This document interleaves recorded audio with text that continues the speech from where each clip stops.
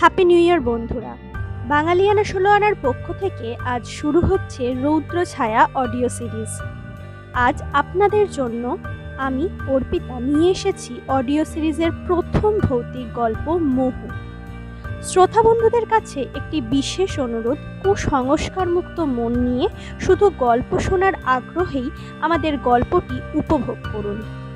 গল্পের সূত্রধর আমি অর্পিতা, সুদেববাবু ও ভূতেদের চরিত্রে অ্যালবার্টো, সুপ্রিয়, শুভাশিস ও প্রণববাবু। পোস্টার ডিজাইনে ঈশিতা। শুরু হচ্ছে বিষ্ণু মুখার্জির কাহিনী অবলম্বনে আজকের গল্প মোহু। পৌষের শেষ বেলা অনেক চেষ্টা করেও সুদেববাবু যখন বৈকুণ্ঠপুরের পুকুরে একটা মাছও বাগে আনতে পারলেন না, তখন চার ও ছিপ নিয়ে ফিরে আসারই পরিকল্পনা করলেন। আজকে কি তবে ছিপটার অপমান হলো? এই কথা মাথায় আসতেই একটু লজ্জা পেলেন সুদেব রায়। ছিপের প্রসঙ্গে একটু আসা যাক। ছিপটি তার শ্বশুর বাড়ি সূত্রে পাওয়া। কাকা শ্বশুর প্রণবেশ অধিকারী তার হাতে ছিপটি তুলে দিতে দিতে বলেছিলেন, বাবা সুদেব, ছিপটার মান রেখো।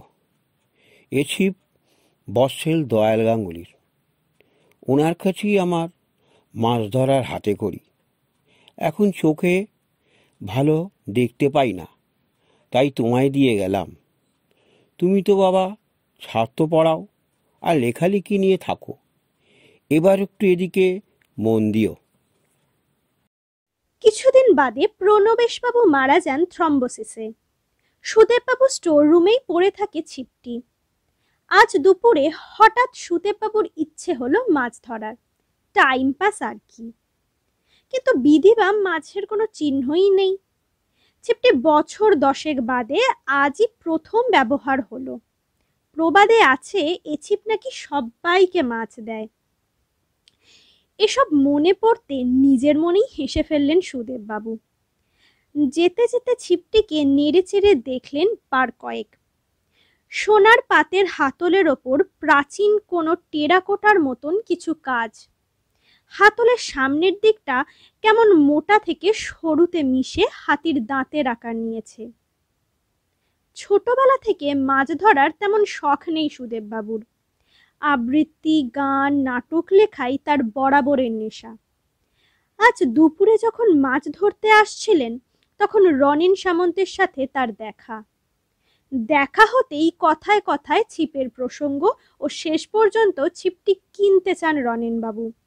850 টাকা নগদ পর্যন্ত দিতে রাজি আছেন তিনি। এক প্রকার রাজিও হয়ে গেলেন সুদেববাবু। কি মহিমা কে জানে ছিপের। এসব ভাবতে ভাবতে সুদেববাবুর হাঁটার গতিবেগ বেশ অনেকটাই কমে এসেছিল। হঠাৎ পাশ থেকে একটা ভারী স্বর বলে উঠল, মাছ তো পেলি না? চমকে উঠে পাশে তাকাতেই দেখেন একটি লোক, বছর 70-এর ওপর বয়স, চওড়া কাঁধ, মাঝারি উচ্চতার ওপর গোলাকার ন্যাড়া মাথা আর মুখে একটি পুরুষ্ঠ সাদা গোঁফ। একটু হেসে সুদেববাবু বললেন, মাছ হয়তো আর নেই পুকুরে, যা অবস্থা, কিন্তু সেটা আপনি জানলেন কি করে? এবার লোকটি একটু বিশ্রীভাবে হেসে বলল, হে হে হে হে, নাচতে না জানলে তো উটন ফেন্টুস হবেই।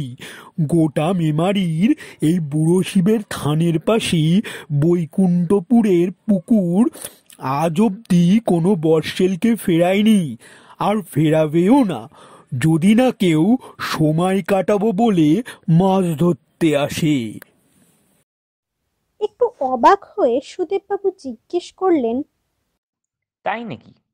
তা মশাইয়ের নাম কি? এবার লোকটি একটু বিরক্তই হয়ে বললেন, নামে কি যায় আসে ছোকরা? কাকু, জেঠু, মামা এসব নামগুলো আছে কি করতে? আর হ্যাঁ, দেখলাম এই দালাল রনিনকে ছিপ বিক্রি মতলব করে মাছ ধরবো বলে এসেছো। তা কি আর মাছ উঠবে? গেড়ি গুগলিও উঠবে না। এবার বেশ চমকালেন সুদেববাবু আর মনে মনে ভাবলেন, লোকটা কে তাহলে? সব খবর রাখে তার ব্যাপারে। আগে তো বৈকুণ্ঠপুরে কোনোদিন দেখেছেন বলে মনে পড়ছে না। আর রনেন যে কলকাতায় কাপড়ের ব্যবসার পাশাপাশি ফ্ল্যাটের কিংবা বাড়ি বিক্রির দালালি করে সে খবরও ইনি রাখেন। এখনো লোকটা নিজের মনে বলে চলেছে,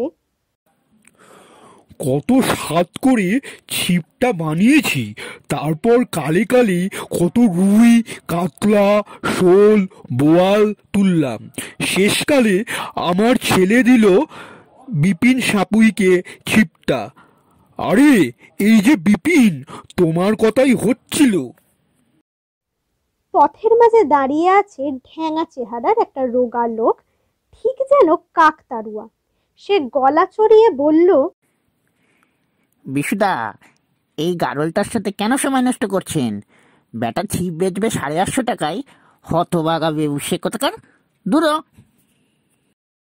সুদেববাবু একেবারেই এরকম আক্রমণের জন্য প্রস্তুত ছিলেন না। তিনিও গলা চড়িয়ে বললেন, ভদ্রভাবে কথা বলুন। বিশুদা নামের ছায়া মূর্তিটি এবার একটু হেসে বলল, বিপিন, তোমার কথা আর ভালো হলো না। যাগ্গে সুদেব, তুমি কিছু মনে করো না। ও হলো বিপিন, আমাদের শ্মশানের ডোম ছিল। তবে ডোম হলে কি হবে, ও ছিল এলাকার নামকরা বর্ষেল। কত বেকার ছেলে ওর জন্য মাছ ধরে খাচ্ছে তা তুমি জানো না। যাই হোক, বিপিন ছিপের ব্যাপারে তোমার মতামত কি? বিপিন এবার গলা নামিয়ে নরম সুরে বলতে লাগলো, ও ছিপ ছিল আমার প্রাণ। মরা পোড়ানো শেষ হলে ঘাটবাবুর কাছ থেকে ছুটি নিয়ে কতবার দামোদরের চরে গিয়ে মাছ ধরেছি, বেচেছি, খেয়েছি, খাইয়েছি। তারপর আর কি, ওই পুরুত মশাইকেই দিয়েছিলাম। বিপিনের কথা শেষ হওয়ার সাথে সাথেই রাস্তায় এসে দাঁড়ালো আর এক ছায়ামূর্তি। মৃদু জ্যোৎস্নায় তার মোটা বেটে অবয়বটা এবার বলে উঠল, বাবারা, তখন থেকে দেখছি ছিপ নিয়ে বাচ্চাটার সাথে পোদ্দারি মারছো। কেউ তো বলছো না এসো সুদেব, মাছ ধরাটা শিখিয়ে দিই। বিপিন সামনের দুপাটি দাঁত বের করে বলল, পুরুত মশাই, ও শালা ছিপ বেচমার মতলব করার পর মাছ ধরতে এসেছে, তাই তো এত গাল পাচ্ছি। এবার পুরুত মশাই একটু গম্ভীরভাবে বলে উঠলেন, না হে সুদেব, ভুল তোমারই। ছিপ কাল বেচবে ঠিক করে, আজ এলে মাছ ধরতে। যার ছিপ তার অনুমতি একবারও নিলে না, এটা ঠিক করনি। সুদেববাবু মুখ ফুটে বলতে যাবেন শ্বশুর বাড়ির আর কেউ বেঁচে নেই, অমনি একটা চেনা পুরনো কণ্ঠস্বর তার কানে এলো, অপার্থে দান দয়াল্লা, মারা যাওয়ার আগে পই পই করে বললাম, এ দয়াল গাঙ্গুলির ছিপ, এর অসম্মান করো না। চমকে গেলেন সুদেববাবু। এ কি, ওনার কাকা শ্বশুর এসে দাঁড়িয়েছেন তার সামনে, আর এদিকে লেগেছে তুমুল কন্দল। বিপিন চিৎকার করে বলে উঠল, পুরুত মশার ছিপ? আমি কি বানের জলে ভেসে এলাম? ওলাইতে মরলাম। তারপর তো পুরুত মশাই আমার ছিপটা বস্তি থেকে নিয়ে গেল। এবার বিশু বলে ভদ্রলোক বলে উঠলেন, এ ছিপ আমার হাতেই বানানো। নিয়াতি আমি মারা যাওয়ার পর বিপিনটা যে ছেলের কাছ থেকে নিয়ে গেল তা কি আর দেখিনি?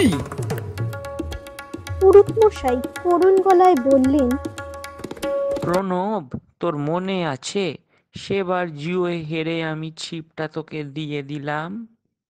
ভয় বিস্ময়ে সুদেববাবু তাকিয়েছিলেন তার কাকা শ্বশুরের মতন চেহারার অবয়বটির দিকে।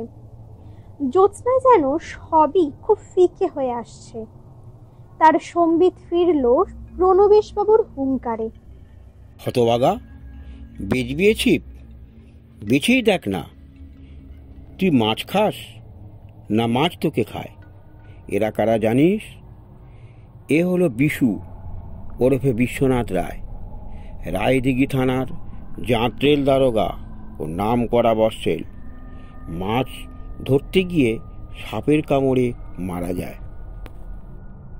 এবার কাকতাড়ুয়ার মতন লোকটিকে দেখিয়ে তিনি বললেন, কিংডম চাঁদ বর্ষেল, উমাপুরের লোকে একে মেছো বিপিন বলে চেনে। আর হ্যাঁ, এর কথা তোকে বলেছিলাম, এ হলো দয়াল পুরোহিত। মাছ ধরা তো শিখলাম ওর কাছেই, তারপর সুযোগ বুঝে ঝেড়ে দিলাম ছিপটা।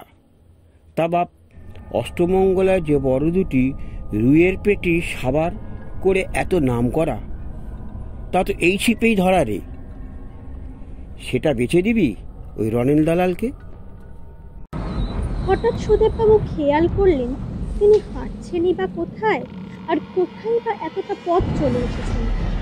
তিনি তো দাঁড়িয়েই আছেন ওই বৈকুণ্ঠপুরের দিঘির সামনে, আর তার চারদিকে ঘুরছে চারটে বড় বড় আকাশ ছোঁয়া ধোঁয়ার কুণ্ডলী।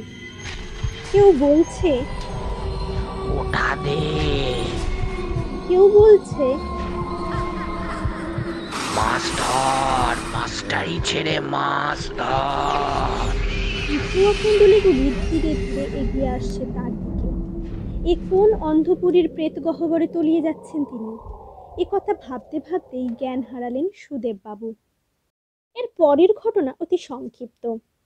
ছিপটি সুদেববাবুর আর বিক্রি করা হয়নি, বোরসেলও হয়ে ওঠা তার আর হয়ে ওঠেনি। তবে ছিপটা তিনি দান করেছেন সর্বমঙ্গলা স্পোর্টিং ক্লাবকে, যাতে ওই ছিপ প্রকৃতির বুকে খেলে বেড়ানো অভিযানপ্রিয় মানুষের সঙ্গী হতে পারে। বন্যেরা বনে সুন্দর কথাটি স্বীকার করতে তার আর দ্বিধা নেই। শেষ হলো আমাদের আজকের গল্প মোহু। গল্পটি কেমন লাগলো তা অবশ্যই কমেন্ট করে জানাবেন। পরের সপ্তাহে শুক্রবার আমরা আবার নিয়ে আসব আরও একটি নতুন স্বাদের গল্প। ততক্ষণ পর্যন্ত আমাদের সাথে থাকুন, সঙ্গে থাকুন, আনন্দে থাকুন, আর অবশ্যই সামাজিক দূরত্ব বজায় রাখুন। নমস্কার।